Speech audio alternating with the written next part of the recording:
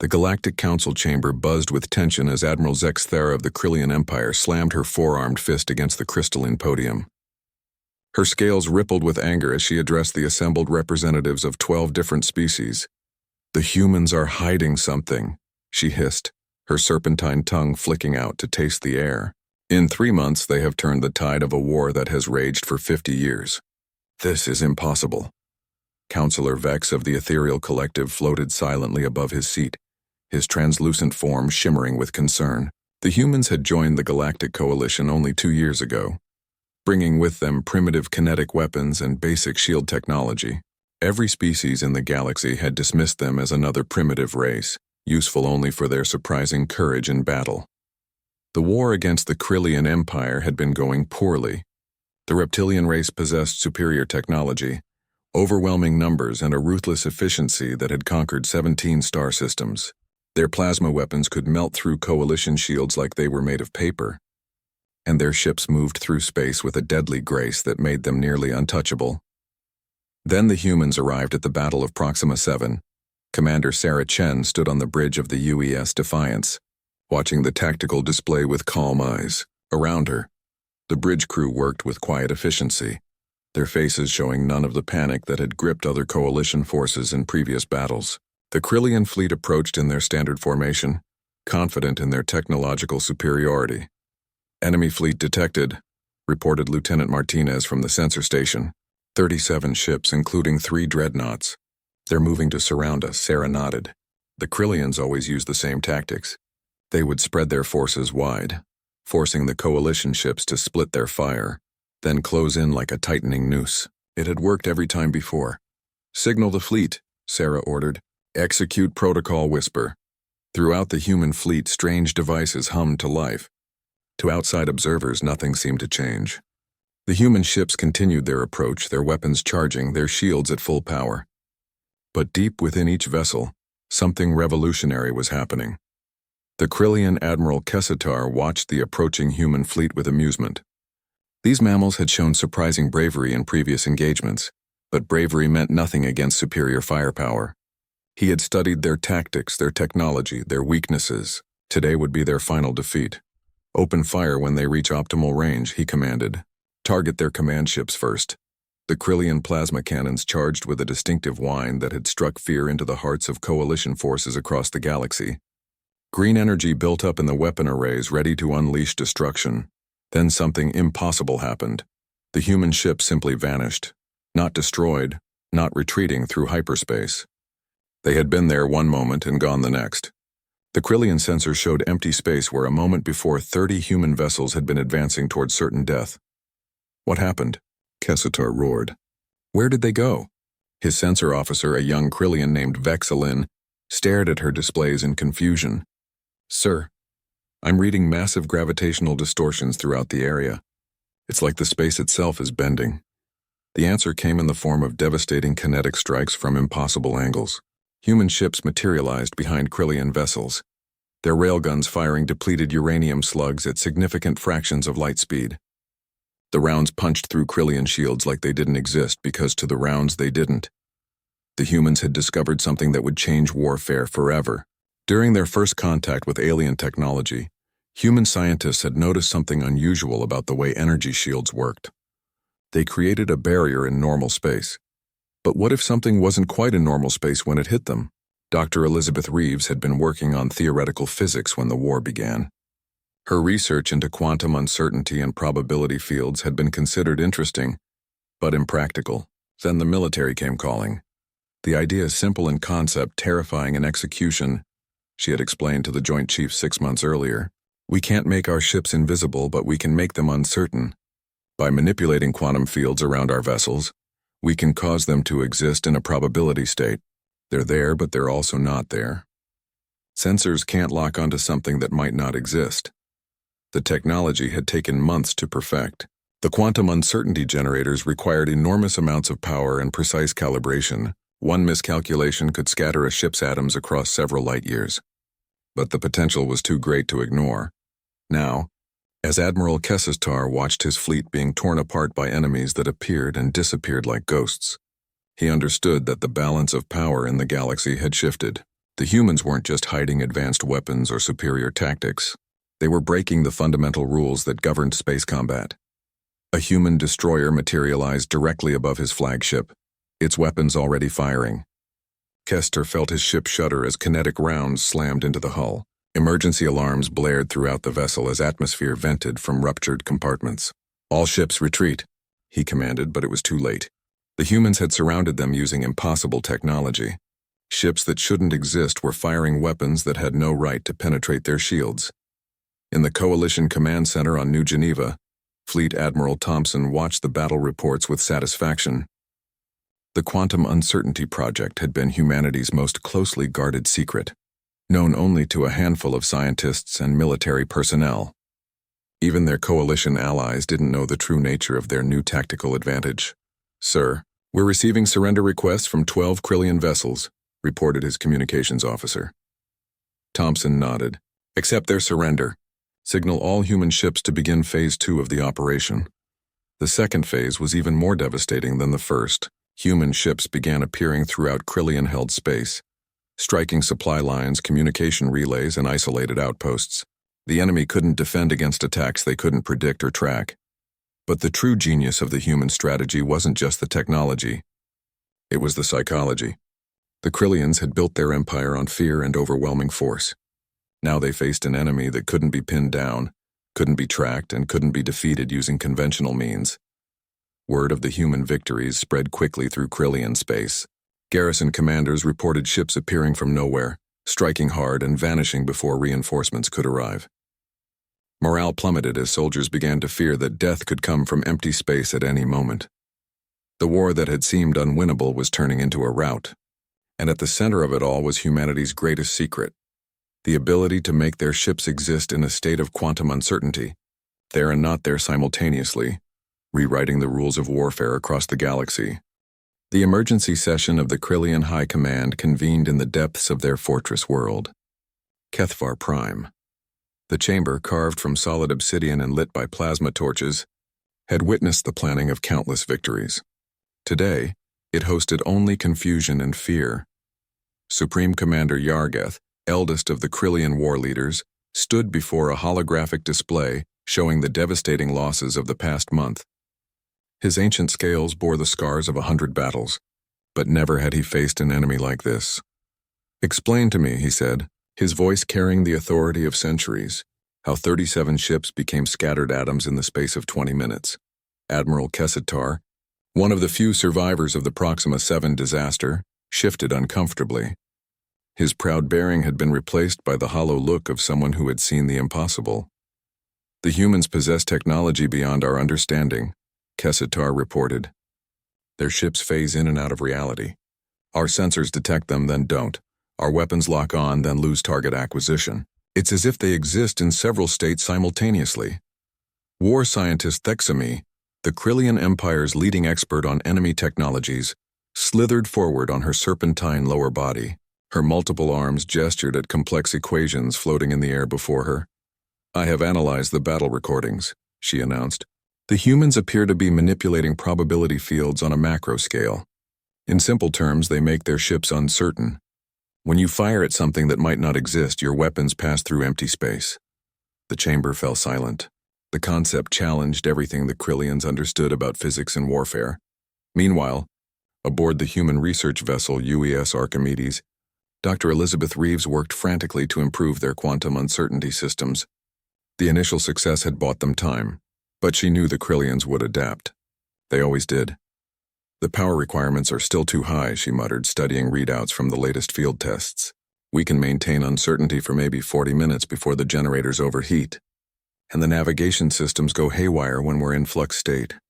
Her assistant, Dr. James Park, looked up from his console. "What about the targeting computers?" "The weapons officers are reporting accuracy problems when firing from uncertainty." Elizabeth nodded grimly. The technology was powerful but far from perfect. Human ships in quantum flux couldn't use their sensors effectively, making precise targeting nearly impossible. They were fighting half-blind, relying on pre-programmed attack patterns and educated guesses. "We need to refine the field generators," she decided, "and we need to do it before the Krillians figure out how to counter us." Unknown to the humans, the Krillians were already working on exactly that. In the deepest laboratories of Kethvar Prime, war scientist Thexami led a team of the Empire's brightest minds in developing countermeasures. If the humans exist in multiple probability states, she explained to her research team, then we must create weapons that exist in all states simultaneously. Quantum torpedoes that fire at every possible location the target might occupy. The work was dangerous. Quantum mechanics on this scale had never been attempted by any species. 3 research stations had already been destroyed by containment failures. Their atoms scattered across probability space, but the Empire's survival was at stake. The humans, unaware of these developments, pressed their advantage. Strike Force Phantom, led by Commander Chen, materialized in the Kethmore system, home to the Empire's largest shipyard. The facility sprawled across 3 moons, protected by defensive grids that had never been breached. Remember, we have 35 minutes before the uncertainty generators need to cycle, Chen announced to her fleet. Hit the construction docks first, then the defensive platforms. The human ships shimmered into existence like deadly mirages. Kinetic rounds began slamming into the shipyard infrastructure, each impact sending shockwaves through the station's superstructure. Krillian defenders scrambled to respond, but their weapons passed harmlessly through targets that flickered between existence and void. Construction bays that had been building the next generation of Krillian dreadnoughts erupted in brilliant explosions. Years of work vanished in minutes as human torpedoes found their marks with devastating precision. But something was different this time. "Commander," reported Lieutenant Hayes from the tactical station, "I'm reading unusual energy signatures from the defensive platforms." "They're charging some kind of new weapon," Chen frowned. The Krillians were resourceful, but they had never adapted this quickly before. "Time to uncertainty failure?" 18 minutes, ma'am." On the primary defensive platform, Krillian Weapons Master Gexthal prepared to test their new quantum torpedoes. The weapons existed in a superposition of all possible trajectory states, designed to hit targets regardless of their probability existence. "Fire," he commanded. The quantum torpedoes launched, their warheads flickering through multiple dimensional states simultaneously. To human sensors, they appeared as streaks of impossible light that seemed to follow every possible path at once. The torpedo struck the human destroyer UES Phoenix. The ship was in full uncertainty mode, its quantum fields fluctuating rapidly, but the weapon found it anyway. The explosion tore through the vessel's hull, sending debris spinning into space. "Phoenix is down," reported Hayes, his voice tight with shock. "How did they hit us?" "We were in full flux," Chen's mind raced. The Krillians had adapted faster than expected. "All ships, emergency protocols. Random flux patterns, maximum evasion." But more quantum torpedoes were already launching. The Krillians had finally found a way to hurt the ghosts that had been haunting their empire. The UES Intrepid took 2 direct hits, its uncertainty generators failing catastrophically. The ship flickered rapidly between existence and void before finally solidifying, dead in space with massive hull breaches. "We need to abort," Chen announced, the words bitter in her mouth. "All ships prepare for emergency jump." As the surviving human vessels fled into hyperspace, Weapons Master Gexthal allowed himself a moment of satisfaction. The humans could be hurt. Their impossible technology had limitations, and the Empire had found a way to exploit them. In the research labs of the UES Archimedes, alarms blared as reports of the failed attack reached Dr. Reeves. The Krillians had quantum weapons now, designed specifically to counter human uncertainty technology. "They're learning too fast," she said, staring at the tactical reports. "We need something new, something they can't adapt to." Dr. Park pulled up theoretical models they had been working on. "What about the phase shift project? Instead of existing in probability states, we could actually shift our ships into parallel dimensional space." Elizabeth shook her head. "The power requirements would be enormous. And the risks?" She paused, considering. "How enormous are we talking?" "We'd need to tap directly into zero-point energy," Park explained. "One miscalculation could tear open a permanent rift between dimensions." Elizabeth looked at the casualty reports from the Kethmore raid. Good people had died because the Krillians were catching up to humanity's technological edge. Soon their advantage would be gone entirely. "Start the calculations," she ordered. "If we're going to risk tearing apart reality, we better make sure we do it right." The arms race between human innovation and Krillian adaptation was accelerating. Each side pushed deeper into dangerous scientific territory, developing weapons and defenses that challenged the fundamental laws of physics. In the halls of the Galactic Council, representatives from dozens of species watched the conflict with growing alarm. The humans and Krillians were fighting with technologies that could potentially destabilize entire star systems. But neither side could afford to stop. The Krillian Empire would accept nothing less than total victory, and humanity had revealed too much to survive defeat. The war that had begun with conventional weapons was becoming something unprecedented in galactic history. As both sides prepared their next moves, one thing became clear. The galaxy would never be the same. The age of conventional warfare was ending, replaced by something far more dangerous and unpredictable. Reality itself had become a weapon, and both sides were learning to wield it with deadly precision. The dimensional rift above Europa Station crackled with unnatural energy, casting strange shadows across the research facility. Dr. Elizabeth Reeves stood in the observation deck, watching as her team prepared for the most dangerous experiment in human history. "Final systems check complete," announced Dr. Park from the control room. "Zero-point energy tap is stable. Phase shift generators are online." Elizabeth took a deep breath. The past 6 weeks had been a race against time. Krillian forces were pushing deeper into coalition space, their new quantum weapons neutralizing humanity's uncertainty advantage. 3 more human fleets had been destroyed, and morale was cracking across the alliance. "Are we sure about the dimensional calculations?" she asked, knowing the answer but needing to hear it again. "As sure as we can be when dealing with parallel space," Park replied. "The theoretical framework is sound, but theory and practice are 2 very different things," Elizabeth finished. "I know. Begin the test." The prototype ship UES Tesseract hung in space near the station, its hull bristling with exotic energy collectors and phase shift projectors. Commander Maria Santos, a volunteer from the Uncertainty Program, sat alone in the cockpit. If something went wrong, no one else would die with her. "Tesseract ready for phase shift," Santos reported, her voice steady despite the risks. "All systems green." "Beginning dimensional displacement," announced the technical officer. "Phase generators at 20% power." Reality began to bend around the Tesseract. The ship's outline wavered, becoming translucent, then gaining a strange double-image quality as it began to exist in 2 dimensions simultaneously. "Dimensional barrier at 50% penetration," reported the sensor's operator. "Ship integrity holding." Elizabeth watched the readings carefully.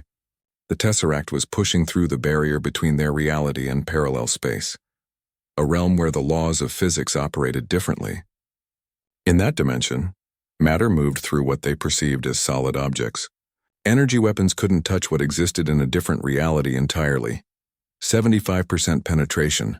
We're getting some quantum feedback, but within acceptable parameters. Suddenly, alarms began blaring throughout the station. "Massive gravitational distortion detected," shouted the sensor's operator.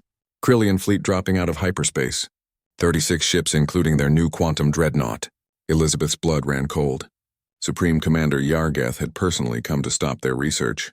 The ancient Krillian war leader understood the threat dimensional technology posed to his empire's dominance. "Complete the phase shift now," she ordered.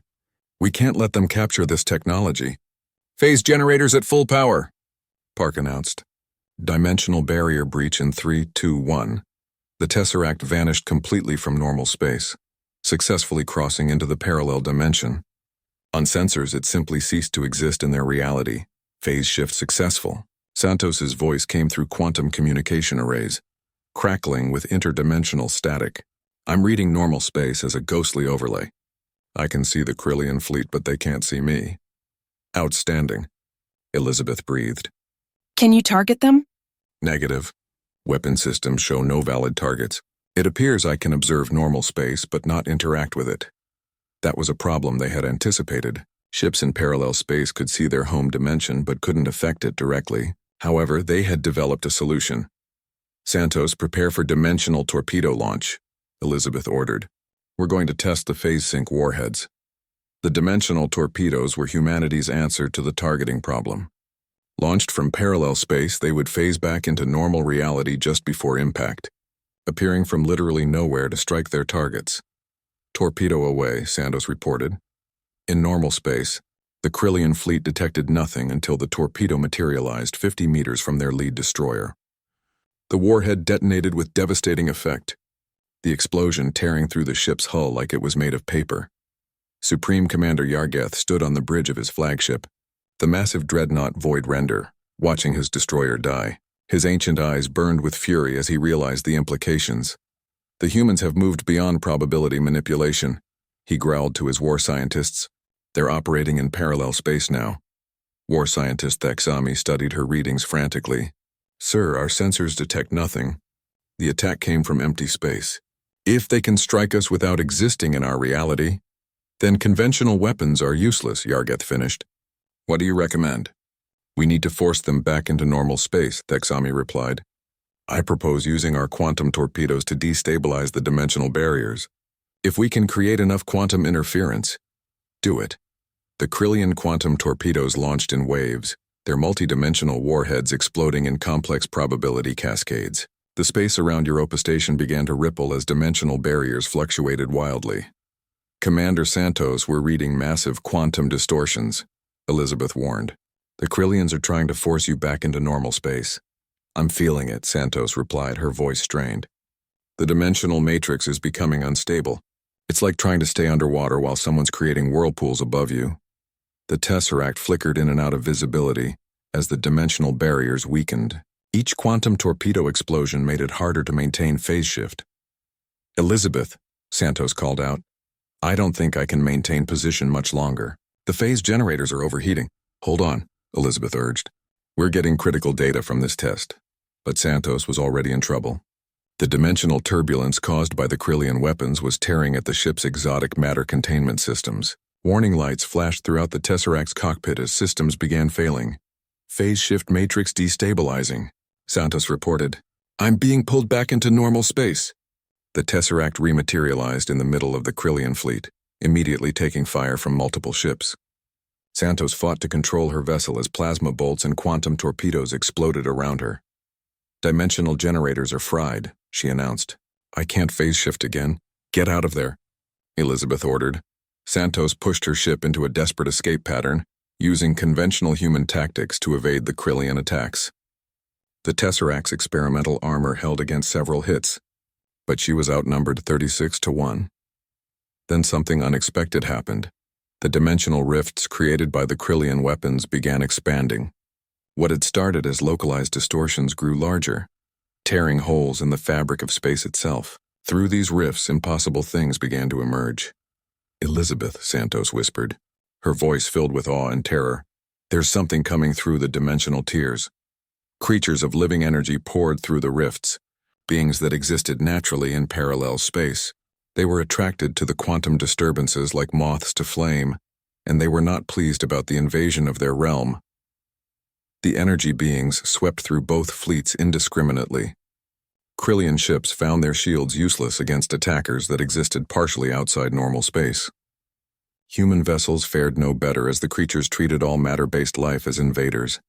All ships emergency retreat, Yargeth commanded, his ancient wisdom recognizing a threat beyond conventional warfare. Elizabeth watched in horror as both fleets fled from the dimensional entities. The rifts continued to expand, threatening to tear a permanent hole between realities. We have to close those rifts, she said. If they keep growing, the entire system could be pulled into parallel space, Park finished. How do we stop something like this?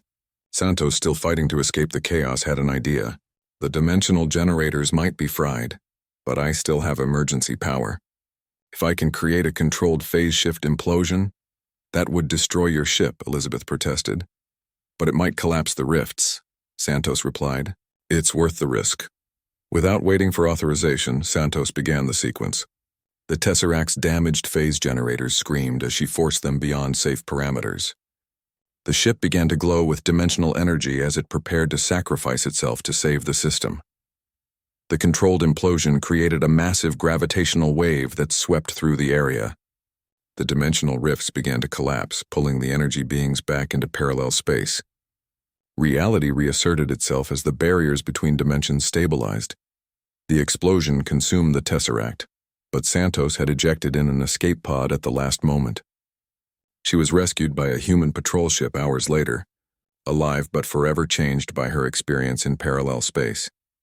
As both fleets regrouped at safe distances, Elizabeth realized that dimensional warfare was too dangerous for regular use. The risk of tearing holes in reality was too great, but the experiment had proven that parallel space travel was possible, and that knowledge would change everything. Supreme Commander Yargeth reached the same conclusion. The humans had developed technology that could potentially destroy entire star systems through dimensional collapse. This war was no longer about conquest, it was about survival. Both sides had pushed the boundaries of physics to their limits. Now they faced a choice: find a way to coexist or risk destroying the galaxy in their struggle for dominance. The age of dimensional warfare had begun and ended in the space of a single battle, leaving both humans and Krillians to contemplate weapons too dangerous to use, yet too powerful to abandon entirely. The neutral space station Harmony's Edge floated in the void between human and Krillian territories, its massive structure gleaming under the light of a distant star. Built by the Ethereal Collective decades ago, it had served as a meeting place for diplomatic negotiations across the galaxy. Admiral Sarah Chen stood in the observation deck, watching Krillian ships approach through the viewport. The sight of enemy vessels no longer filled her with the immediate urge to engage. Too much had changed since the dimensional incident at Europa Station. "Admiral," reported her aide, Lieutenant Commander Hayes, "the Krillian delegation is requesting permission to dock. Supreme Commander Yargeth himself is aboard their flagship." Chen nodded grimly. The fact that the ancient Krillian war leader had come personally spoke to the severity of the situation. The dimensional rifts had been closed, but their brief existence had sent shockwaves through the scientific communities of both species. "Grant them docking privileges," she ordered. "And Hayes? Make sure our security teams understand this is a ceasefire, not a surrender." In the Krillian flagship Eternal Dominion, Supreme Commander Yargeth prepared for a meeting he had never expected to have. His scales, dulled by age and countless battles, reflected his inner turmoil. For the first time in his centuries of existence, he faced an enemy he couldn't simply crush. "War scientist Thexami," he called to his chief advisor, "remind me of our analysis of the dimensional event." Thexami slithered forward, her multiple arms gesturing at holographic displays. The rifts created by our quantum interference weapons opened gateways to at least 7 parallel dimensions. The energy entities that emerged were just the beginning. Our deep space sensors detected massive gravitational anomalies spreading outward from the incident site. And if such rifts were opened near populated systems? Complete dimensional collapse, billions of lives lost, entire star systems pulled into parallel space where matter cannot exist as we understand it. Yargeth hissed softly. The humans had created a weapon that could destroy the galaxy, and his own forces had nearly triggered it through their countermeasures. The meeting chamber on Harmony's Edge was a marvel of neutral architecture, designed to accommodate the physiology and cultural preferences of dozens of species. Admiral Chen sat across from Supreme Commander Yargeth, with representatives from the Ethereal Collective serving as mediators. "Let me be clear," Chen began, her voice steady but tired. "Humanity did not seek to develop weapons of mass dimensional destruction. Our research into parallel space was meant to give us tactical advantages, not threaten the stability of reality itself." Yargeth's ancient eyes studied the human commander. Despite their species' brief time on the galactic stage, she carried herself with the bearing of a seasoned warrior. "Your intentions matter little when measured against the consequences," he replied in heavily accented standard. "Your people opened doorways that should never be opened. My scientists tell me that continued dimensional warfare could unravel the fabric of space itself." Counselor Vex of the Ethereal Collective floated between them, his translucent form shimmering with concern. "Both of your species have developed technologies that pose existential threats to galactic civilization. The Council formally requests that you cease all dimensional research immediately." Chen shook her head. "You don't understand the military implications. The Krillian Empire has quantum weapons specifically designed to counter our uncertainty technology. If we abandon dimensional research, we lose our only tactical advantage." "And if you continue it," Yargeth interjected, "you risk destroying everything we fight to protect."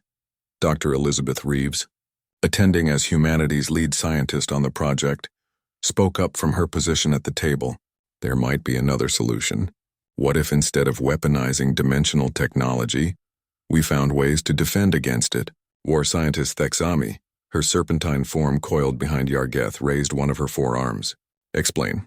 Dimensional stabilizers, Elizabeth continued. Devices that strengthen the barriers between realities, making it impossible to create rifts or phase shift in their vicinity. They would make dimensional warfare useless while protecting against accidental breaches. The idea sparked heated debate. The technology would effectively neutralize both species' most advanced weapons, returning warfare to conventional methods. For the Krillians, this meant their superior numbers and established technology would again dominate. For humanity, it meant losing their only significant advantage. You ask us to voluntarily give up our greatest weapon, Chen observed. We ask the same of ourselves, Yargeth replied. My Empire's quantum weapons are equally dangerous when used against dimensional technology. Counselor Vex projected images of the dimensional incident for all to see. The energy creatures from parallel space, the expanding rifts, the near collapse of local space-time. Consider the alternative, he said solemnly. Continued escalation leads to mutual annihilation, possibly taking the entire galaxy with you. Over the following days, teams of scientists from both species worked together in an unprecedented collaboration. The irony wasn't lost on anyone, former enemies combining their knowledge to undo their own deadliest weapons. Dr. Reeves found herself working alongside war scientist Thexami, their different approaches to physics creating surprising synergies. The Krillian understanding of quantum mechanics complemented human insights into dimensional theory. Your species has an unusual intuitive grasp of parallel space, Thexami observed as they reviewed Elizabeth's calculations. Most races require centuries to develop such concepts. We're good at thinking outside established rules, Elizabeth replied diplomatically. Sometimes that's an advantage. The breakthrough came when they realized dimensional stabilizers didn't need to prevent phase shifting entirely. Instead, they could create safe zones where dimensional technology simply couldn't affect normal space. Ships could still use uncertainty generators and phase shift drives, but only in designated areas far from populated systems. It's like creating speed limits for reality manipulation, Dr. Park explained to the assembled delegates. Dimensional technology becomes a tool for exploration and scientific research, not warfare. But implementation would require unprecedented cooperation. The stabilizer network would need to cover thousands of star systems, requiring resources and coordination between species that had been killing each other for decades. The Galactic Council offers to oversee the construction and deployment of the stabilizer network, Counselor Vex announced. But we need commitments from all major powers. Admiral Chen looked at Supreme Commander Yargeth.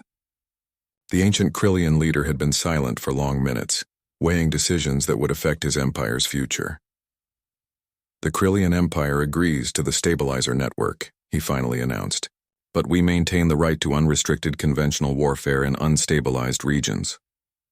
Meaning you can still conquer systems the old-fashioned way, Chen observed. As can you, Yargeth replied with something that might have been amusement. The negotiations stretched on for weeks. Military leaders from both sides resisted giving up their most powerful weapons. Scientists worried about restricting research into fundamental physics. Politicians calculated the costs of building a galaxy-spanning defensive network. But the memory of dimensional entities pouring through reality tears was still fresh. Everyone had seen how close they'd come to triggering something that could have consumed entire sectors of space. The Harmony Accords, as the agreement came to be known, established new rules for dimensional technology. Research would continue under strict oversight. Dimensional weapons were banned except in designated testing areas far from inhabited systems. The stabilizer network would be jointly maintained by all galactic powers. Most importantly, a new institution was created, the Dimensional Security Council, with representatives from every major species. Their mission was to monitor dimensional research and prevent another near catastrophe like the Europa Station incident. As the delegates prepared to return to their respective territories, Admiral Chen found herself in a private conversation with Supreme Commander Yargeth. This doesn't end the war between our peoples, he said bluntly. No, Chen agreed. but it changes how we fight it.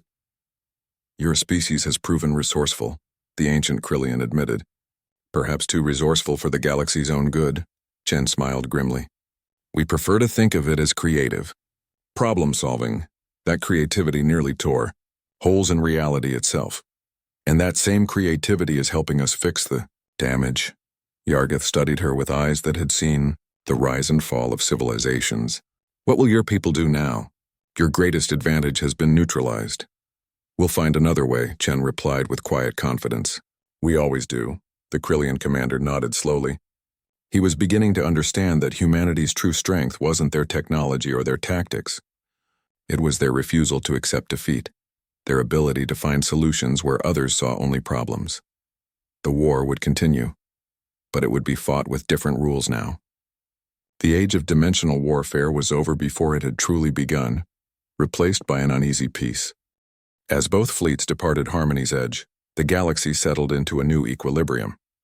The humans had lost their dimensional advantage, but they had gained something potentially more valuable, the respect of their enemies and the recognition that sometimes the greatest victory comes from choosing not to use the ultimate weapon. 6 months after the Harmony Accords, the war had settled into a deadly stalemate. Without dimensional weapons, both sides returned to conventional tactics, but the conflict's nature had fundamentally changed. The galaxy watched nervously as humanity and the Krillian Empire sought new ways to gain advantages that wouldn't tear holes in reality. Admiral Chen stood in the war room of the UES Prometheus, studying tactical displays that showed Krillian forces massing near the Centauri Reach. Intelligence reports suggested Supreme Commander Yargeth was planning a massive offensive. To break the current deadlock, Admiral, reported Captain Morrison, her chief intelligence officer.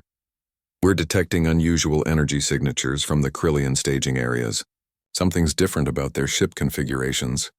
Chen frowned at the data. The Krillian vessels showed enhanced power outputs and modified hull designs that didn't match any known class. They're adapting again. Get me Dr. Reeves. In her laboratory aboard the research vessel UES Newton, Dr. Elizabeth Reeves was working on humanity's own adaptation. With dimensional technology restricted, she had turned her attention to a different aspect of quantum physics: consciousness interaction with quantum fields. The idea came from studying the dimensional entities, she explained to her research team. Those beings seem to respond to thoughts and intentions rather than physical stimuli. What if consciousness itself could influence quantum states? Her assistant, Dr. Park, looked skeptical. You're talking about psionics. That's fantasy, not science, is it? Elizabeth challenged.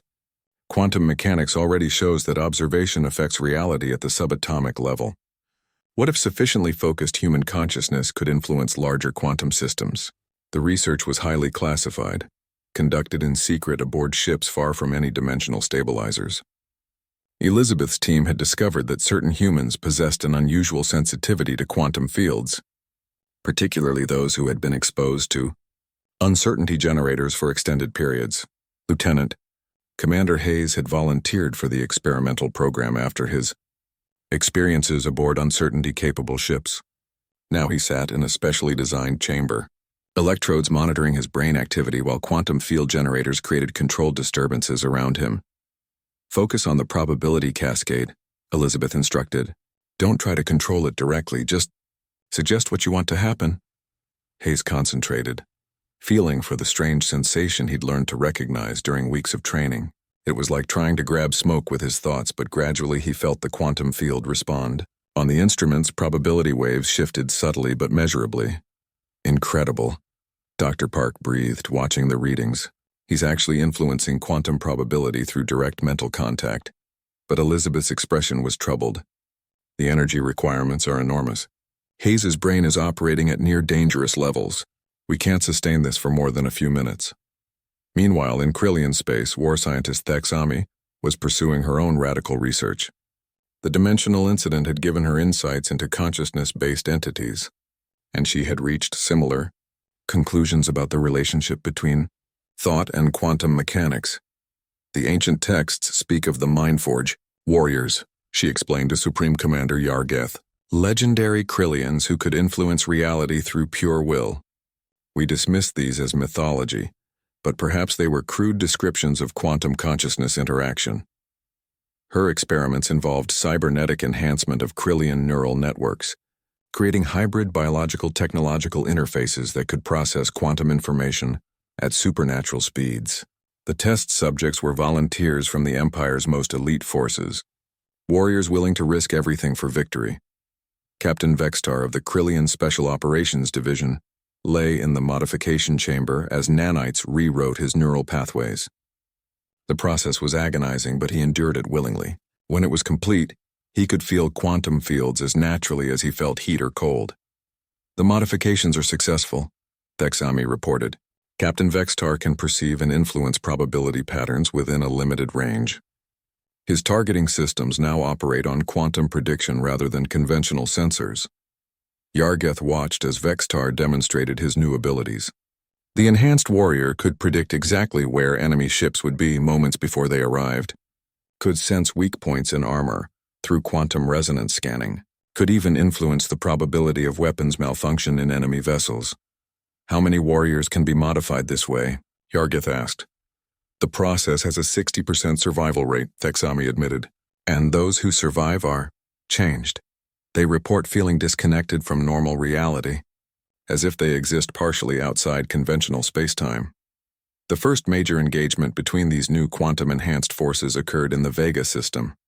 A human patrol fleet encountered a Krillian strike force equipped with the modified warriors, and the battle that followed defied all conventional tactical analysis. Commander Torres aboard the UES Defiant watched in confusion as his targeting computers failed to lock onto enemy ships. Krillian vessels seemed to anticipate every move his fleet made, dodging weapons fire with impossible precision. "Sir," reported his tactical officer, "enemy ships are moving in patterns that suggest they know our firing solutions before we do." "That's impossible," Torres replied, but even as he spoke, a Krillian cruiser executed a perfect evasion maneuver that avoided 3 different torpedo spreads simultaneously. Aboard the Krillian ship, Captain Vexistar felt the flow of probability like a river around him. He could sense the quantum signatures of human weapons charging, could perceive the decision-making processes of enemy commanders through their subconscious influence on local quantum fields. "Target the lead destroyer," he commanded. "Their captain is about to order an emergency turn to starboard. Fire where he will be, not where he is." The quantum-guided weapon struck with devastating accuracy. The human destroyer erupted in flames, exactly where Vextar had predicted it would be, moments before the ship actually moved, there. But the humans had their own quantum-enhanced personnel. Aboard, Lieutenant Commander Hayes, serving as quantum advisor to the fleet, felt the strange disturbance in local probability fields. His enhanced consciousness could perceive the Krillian quantum manipulation like ripples in a pond. "Admiral," he reported to Torres, "I'm detecting artificial quantum influences. The enemy has some kind of probability manipulation system. Can you counter it?" Hayes closed his eyes, extending his consciousness into the quantum foam that underlied reality. He could feel the Krillian enhancements like thorns in the fabric of space-time, and began to generate his own influence patterns to interfere with them. The battle became a contest of wills fought on a quantum level invisible to conventional sensors. Enhanced humans and modified Krillians dueled with thought and intention, trying to control the probability cascades that determined whether weapons hit their targets or missed by meters. Captain Vextar felt the human interference like static in his enhanced perceptions. The enemy had their own quantum warriors, and they were fighting back on levels most soldiers couldn't even perceive. "Their quantum signature is different from ours," he reported to his ship's commander. "More intuitive, less structured. They're using raw consciousness rather than technological enhancement." The engagement ended in tactical stalemate, with both sides suffering significant losses but neither gaining a decisive advantage. However, both commanders realized they had witnessed the birth of a new form of warfare. In the aftermath, Dr. Reeves analyzed recordings of the battle with growing concern. The quantum disturbances generated by both sides had created localized spacetime anomalies that took hours to dissipate. "We're playing with forces we don't fully understand," she warned Admiral Chen. "These consciousness quantum interactions are having measurable effects on local reality. If we scale this up, we risk another dimensional incident," Chen finished. "But the Krillians clearly have the same technology. If we don't develop it further, we'll be at a disadvantage. War scientist Thexami faced similar concerns. Her enhanced warriors reported increasing difficulty distinguishing between quantum perceptions and normal sensory input. Some spoke of seeing things that existed only in probability space, of hearing voices from parallel timelines. The modifications are affecting their sanity, she reported to Yargeth. Extended exposure to quantum consciousness interaction appears to cause gradual detachment from baseline reality. Both sides found themselves caught in a familiar trap. They possessed dangerous new capabilities that they couldn't afford to use extensively, but also couldn't afford to abandon entirely. The quantum enhancement programs continued in secret, creating small units of warriors who operated on the edge of human and Krillian understanding. The Dimensional Security Council, monitoring quantum disturbances across the galaxy, began detecting the signatures of consciousness. Based quantum manipulation. Counselor Vex called for an emergency session to address this new development. Once again, both species have developed technologies that threaten galactic stability, he announced to the assembled representatives. The quantum consciousness experiments must be regulated before they destabilize local spacetime. But this time, both humans and Krillians were reluctant to give up their new advantages so easily. The quantum warriors represented years of research and sacrifice, and military leaders on both sides argued that consciousness-based abilities were natural evolution rather than artificial weapons. These are developments of the mind itself, argued Admiral Chen. You cannot regulate human consciousness anymore. Then you can regulate breathing. Enhancement through technology is different from natural ability, Yargeth countered. Your quantum warriors are born, not made. Ours require artificial modification. The debate highlighted a fundamental difference between the species' approaches. Humans had developed their quantum consciousness abilities through training and exposure, enhancing natural talents that a small percentage of their population possessed. Krillians had created their capabilities through cybernetic modification, artificially generating abilities that didn't exist naturally in their species. As both sides prepared for expanded quantum warfare, the galaxy held its breath once again. The arms race that had begun with uncertainty generators and progressed through dimensional technology had now evolved into something that challenged the very nature of consciousness and reality.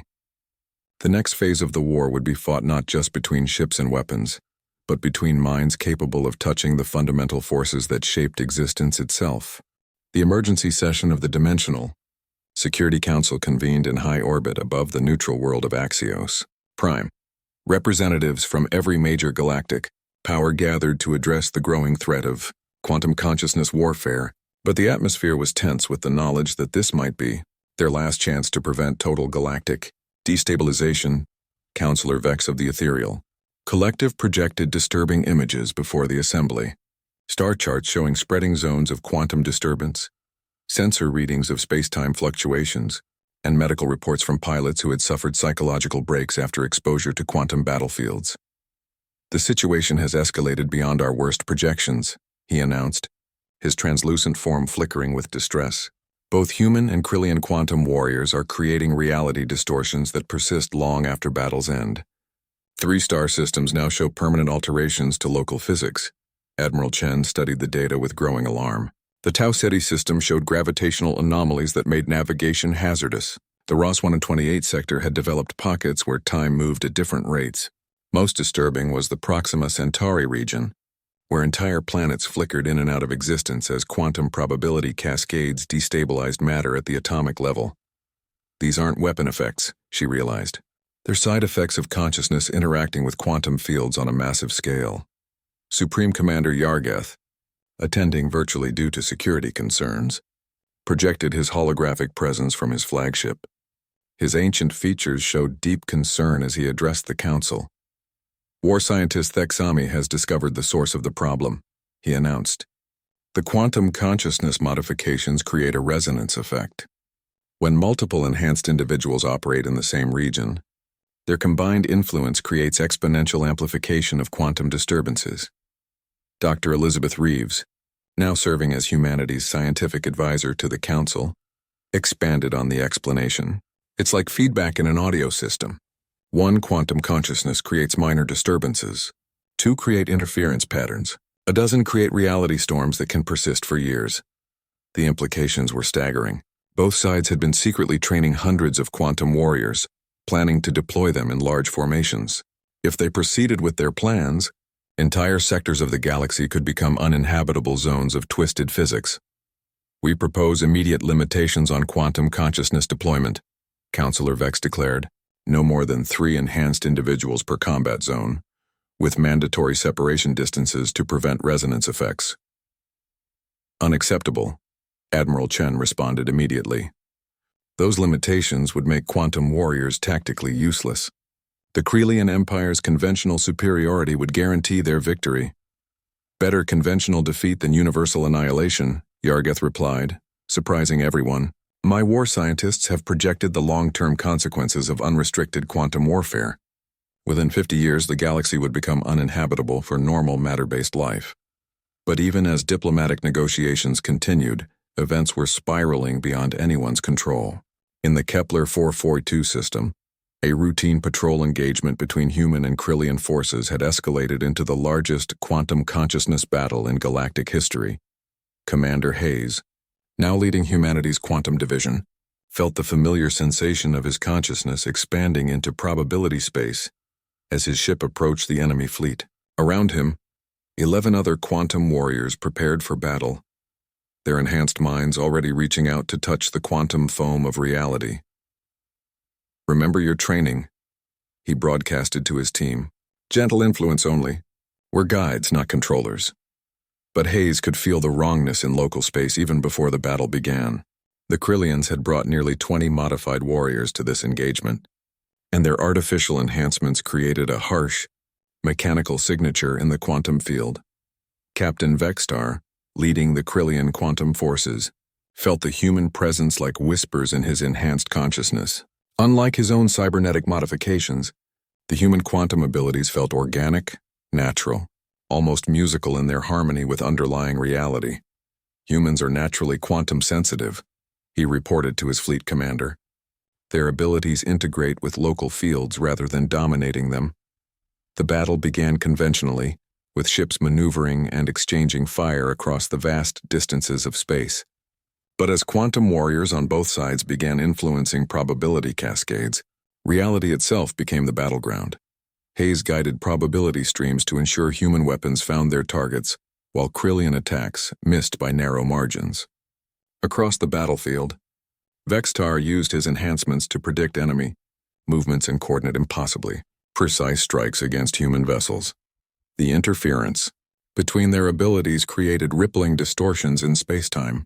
Weapons fire began behaving erratically, sometimes arriving before it was fired, other times striking targets that had been destroyed moments earlier.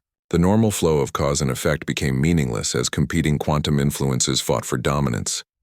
"Sir," reported Hayes' tactical officer, his voice strained with confusion. "Sensors are showing multiple timeline overlays. I'm detecting the same ship in 17 different positions simultaneously." The quantum resonance was creating probability echoes, parallel versions of the battle playing out across multiple potential timelines. Each quantum warrior's consciousness was experiencing all possibilities simultaneously, their minds struggling to process infinite variations of the same engagement.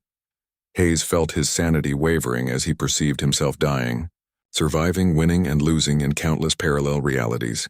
The cybernetically enhanced Krelians suffered even worse, their artificial modifications lacking the natural filters that helped humans process quantum multiplicity. Captain Vextar's enhanced systems overloaded as he tried to process all possible battle outcomes at once. His consciousness fragmented across probability space, experiencing every potential timeline as equally real. "All units, emergency withdrawal," he commanded in 17 different voices across multiple realities. "Quantum cascade failure imminent!" But it was too late. The combined quantum influences had created a self-sustaining probability storm. The battle was now occurring across hundreds of parallel timelines simultaneously, each one affecting the others in an endless feedback loop. In the council chambers above Axios Prime, alarms began blaring as sensors detected the massive quantum disturbance. Kepler 442 is experiencing total reality breakdown, announced the monitoring station. Space-time curvature is fluctuating beyond measurable parameters. The entire system is becoming probabilistically unstable. Dr. Reeves stared at the readings in horror. The quantum warriors can't disengage. They're trapped in probability loops, experiencing every possible version of the battle simultaneously. Admiral Chen felt her heart sink as she realized the implications. How many people are in that system? Approximately 40 million civilians across 7 colonies, Counselor Vex replied grimly. The quantum storm was expanding, threatening to engulf the entire star system in probability chaos. Normal physics were breaking down as reality tried to exist in multiple states simultaneously. Planets flickered between different orbital configurations. Stars aged millennia in seconds before reverting to their previous states, and space itself became a patchwork of incompatible physical laws.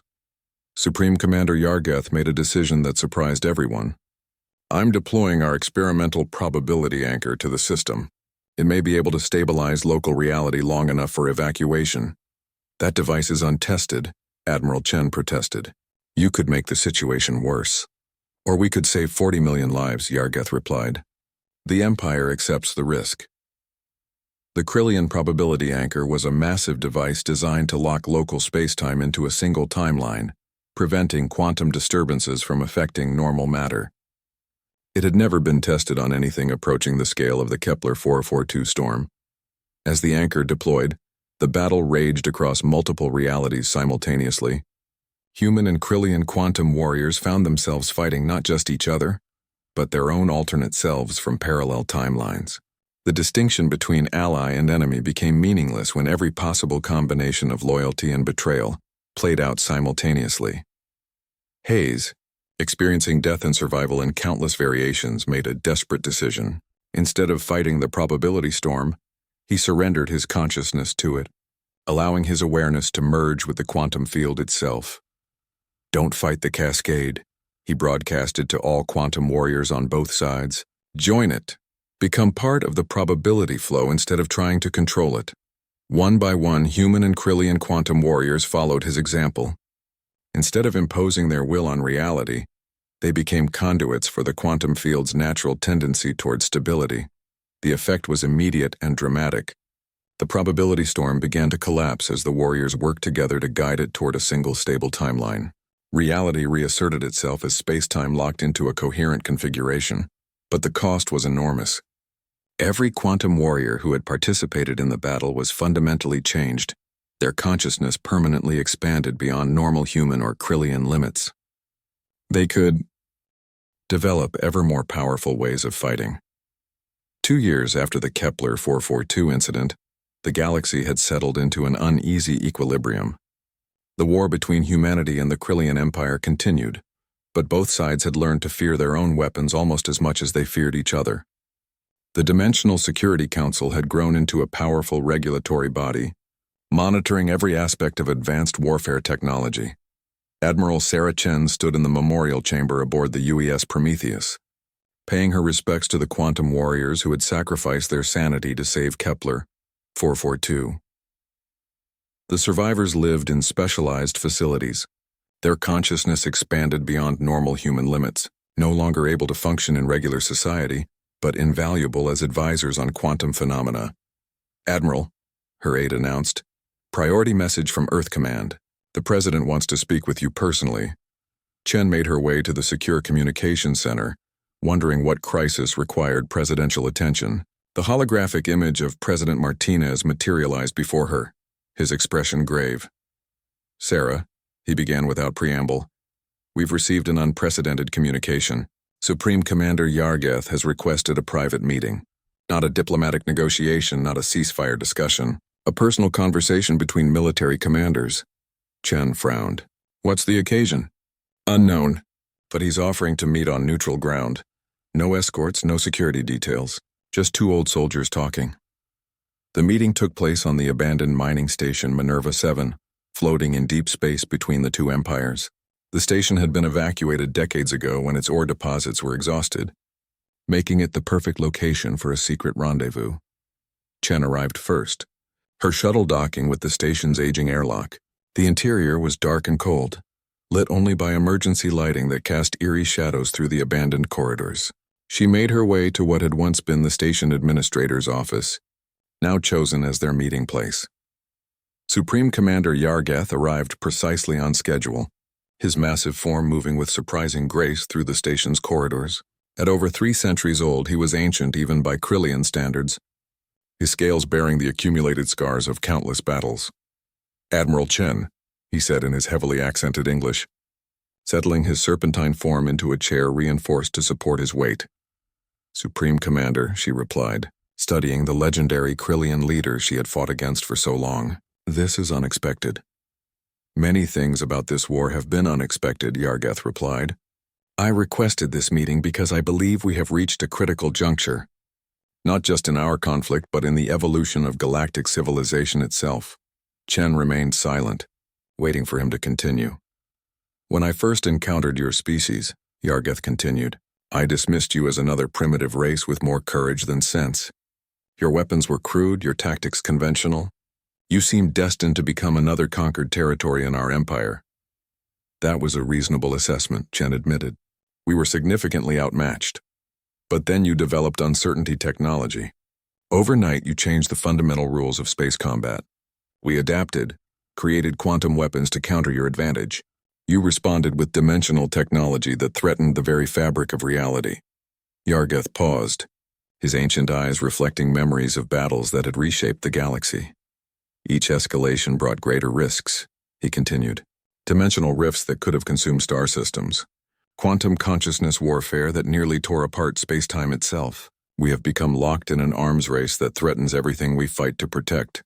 "What are you suggesting?" Chen asked.